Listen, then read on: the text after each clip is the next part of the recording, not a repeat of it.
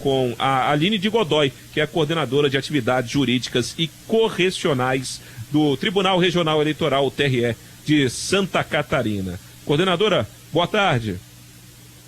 Boa tarde, Leandro. Boa tarde a todos. E obrigado pelo convite.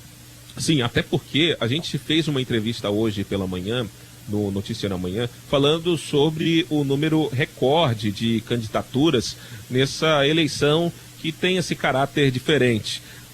O que é necessário se prestar atenção de início durante esse começo agora, teve início agora há pouco, a propaganda eleitoral, já com a possibilidade de se fazer a propaganda na internet e nas ruas? Bom, o registro de candidaturas, como você mencionou, acabou há poucos dias, o prazo finalizou no dia 26 de setembro, né, no sábado, e desde domingo, né, dia 27 de setembro, os candidatos, partidos e coligações já podem fazer todo tipo de campanha eleitoral. E como você mencionou, até por causa dessa situação de pandemia que nós estamos vivendo, a propaganda eleitoral na internet, ela vem ganhando e esse ano vai ter muito mais força ainda. E o que a gente pode observar, que são alterações legislativas, né, é que a partir de agora, os candidatos, partidos e coligações, eles podem fazer propaganda eleitoral através de blogs, sites e redes sociais, desde que esses endereços sejam cadastrados na Justiça Eleitoral, né, eles deverão ter cadastrado no registro de candidaturas, inclusive, que é uma dúvida muito frequente, né, os candidatos podem, além de fazer a sua propaganda eleitoral, eles podem impulsionar esse conteúdo, né? Então, eles podem fazer o pagamento para o Facebook, para o Instagram, para o Twitter, priorizar aquela matéria deles, né? Então, aí a gente vê que aquelas propagandas eleitorais, elas vão aparecer não só para quem é amigo, né, do candidato, mas também para todas as pessoas que estiverem naquele círculo que ele houver escolhido para a divulgação da sua campanha. Coordenadora, no caso do impulsionamento, por exemplo, um candidato busca ali, tem a rede social, por exemplo, no Facebook, no Instagram, e ele quer... Instagram, vou colocar no Facebook, porque depende também se a plataforma possibilita fazer esse tipo desse tipo de ação.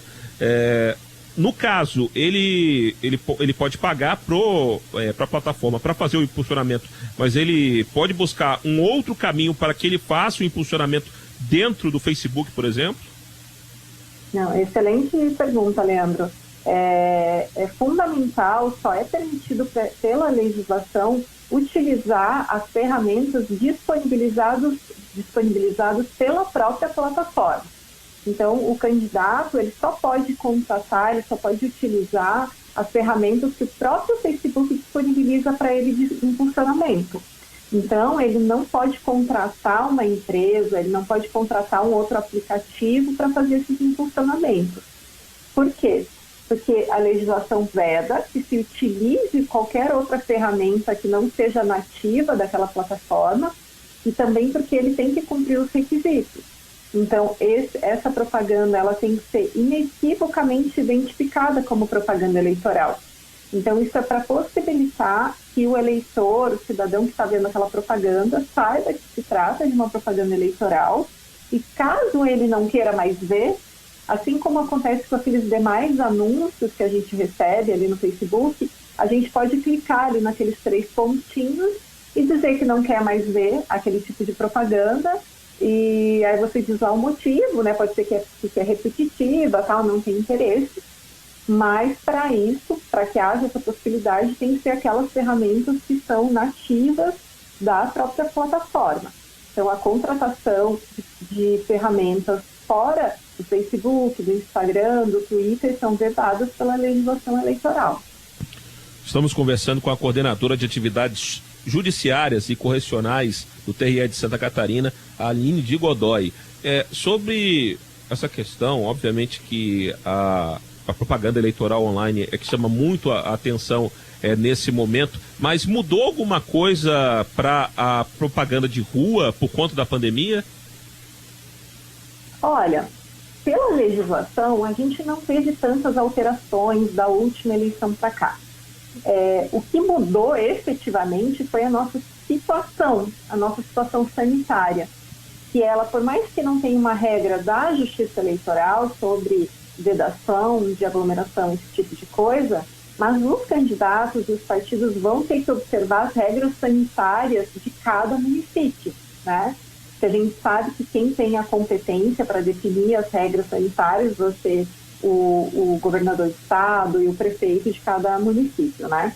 Então, assim, é permitida a realização de comícios, de passeatas, de carreatas, sem nenhum tipo de problema. Porém, os candidatos e os partidos, eles têm que observar as regras daquele município. Então, a legislação não veda.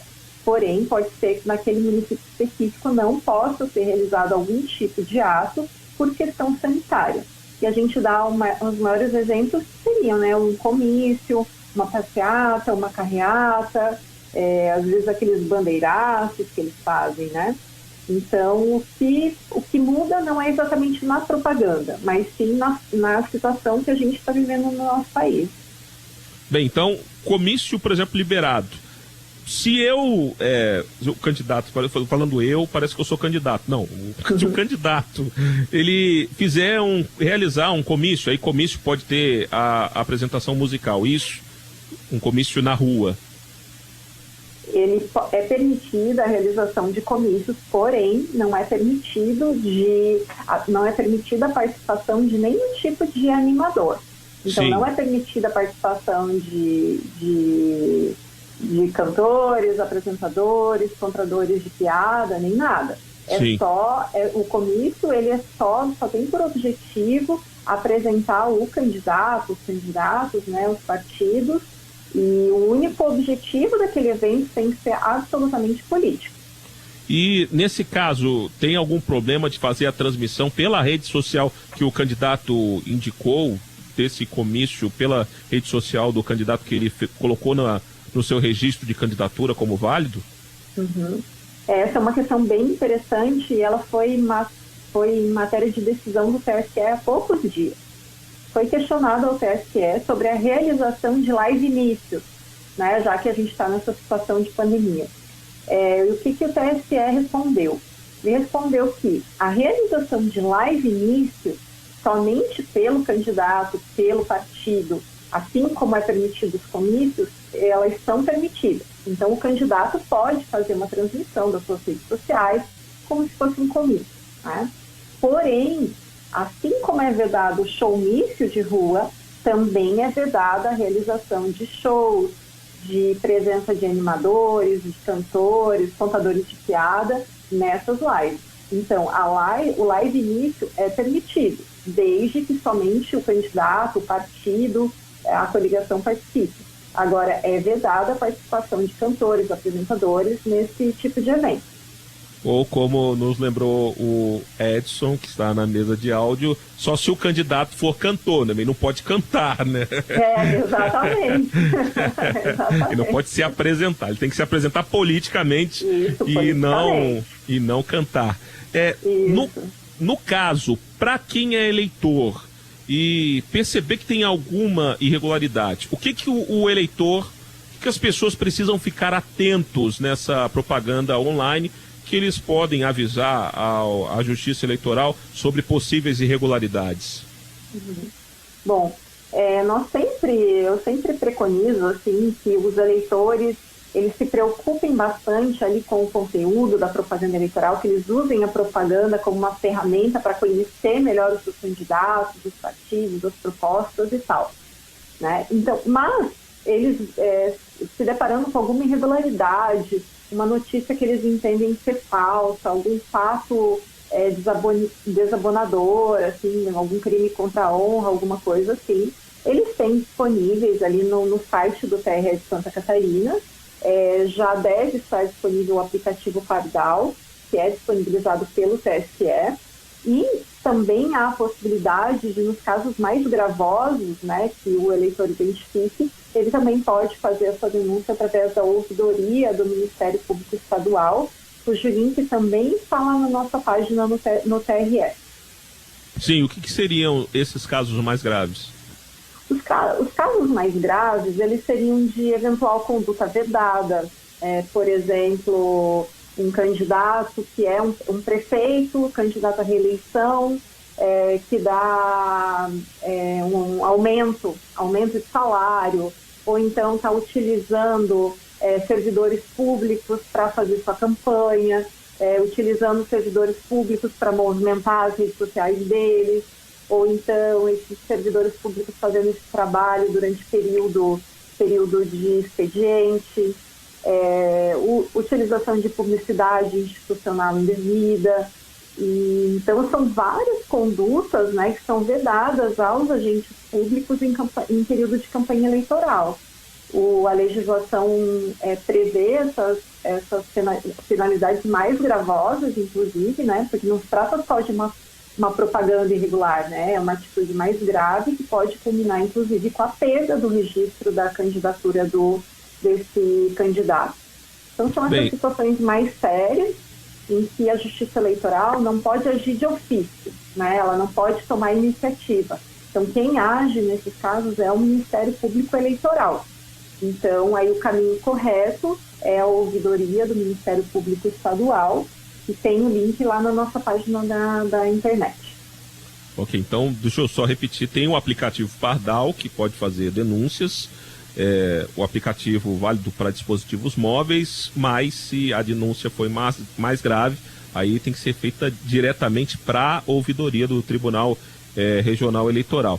E aí vocês já vão ter um trabalho com a propaganda na internet, então não sei se vai acontecer, mas há a possibilidade de termos mais denúncias, e vocês já há o trabalho dentro do TRE para as candidaturas que elas estão sendo avaliadas, né, para ver se elas são deferidas ou não. Então, além do trabalho do registro das candidaturas para ver se elas podem seguir para as eleições, vocês também vão ter que observar essa questão que envolve fake news e as denúncias que vão ser feitas possivelmente pelos eleitores, é isso?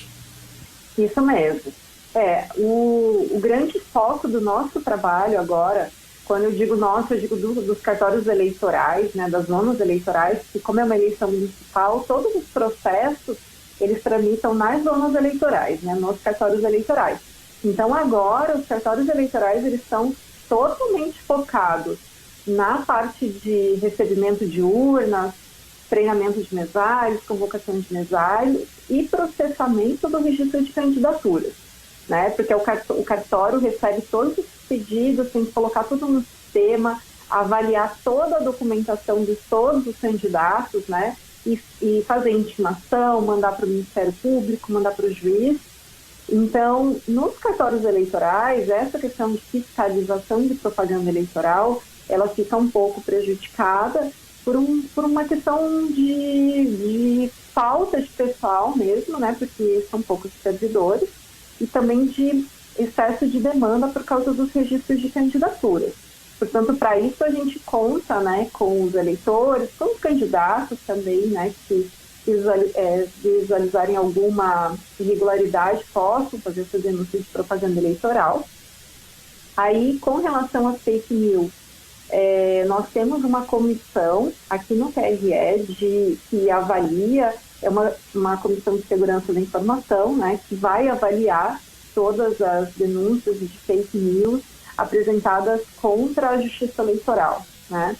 E porque quando ela é apresentada contra um candidato, alguma coisa, aí normalmente é o candidato que apresenta essa denúncia à Justiça Eleitoral, né? Sim. E aí essa comissão de desinformação ali do tribunal, eles fazem um acompanhamento das redes sociais, né, para verificar se não há nenhuma fake news contra a Justiça Eleitoral e que daí eles possam prestar a informação correta, né, à população. Vocês já estão em plantão?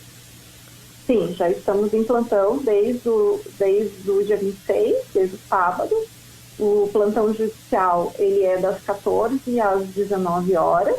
Ele é um plantão para recebimento, para processamento, recebimento de ações, né, ações judiciais, né, porque no período eleitoral os prazos eles correm continuamente, né, então por causa disso tanto o tribunal como os cartórios eleitorais eles funcionam de domingo a domingo. Sim, e tem algum prazo que o eleitor precisa respeitar ainda, que está para vencer, ou todos já expiraram? Olha, agora não tem, assim, agora a parte do eleitor, assim, ela já se Isso, para essa eleição, obviamente, né? Isso, para essa eleição. Então, para quem tinha alguma multa para pagar, alguma coisa assim, aí é procurar o cartório eleitoral depois, né, do segundo turno para regularizar, né, a sua situação, mas por enquanto o nosso cadastro eleitoral, em ano eleitoral, ele fecha, porque o TSE precisa ter a lista fechada de eleitores para compor o caderno de votação, né? Então, normalmente as pessoas falam, meu Deus, mas por que no ano eleitoral só dá para fazer título até o mês de maio, transferir até o mês de maio? E é porque o TSE precisa de um tempo para processar essa lista de eleitores, para totalizar e aí poder, porque são esses eleitores que vão constar do caderno de votação e que vão constar da urna eletrônica, né? Então não seria possível fazer mudança, né, de eleitor ao longo da eleição, porque a gente não teria dados consolidados.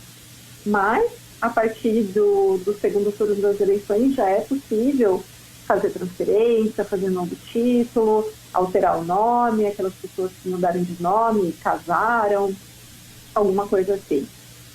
Aline de Godoy, que é coordenadora de atividades judiciárias e correcionais do Tribunal Regional Eleitoral de Santa Catarina. Muito obrigado pela sua participação e por esclarecer essas dúvidas para o ouvinte CBN Diário. Obrigada, eu que agradeço, fico à disposição. Com certeza há outras dúvidas também que, a partir do momento que tivermos entrando mais próximo do cenário eleitoral, das eleições, da votação, elas vão surgindo, e as denúncias também. A gente sabe que nesse processo, como tem essa novidade do processo online também, tem a propaganda pela internet, pelas redes sociais, então a gente vai acompanhar com um pouco mais de atenção, um pouco mais de detalhe para saber como vai se desenrolar até novembro a campanha eleitoral.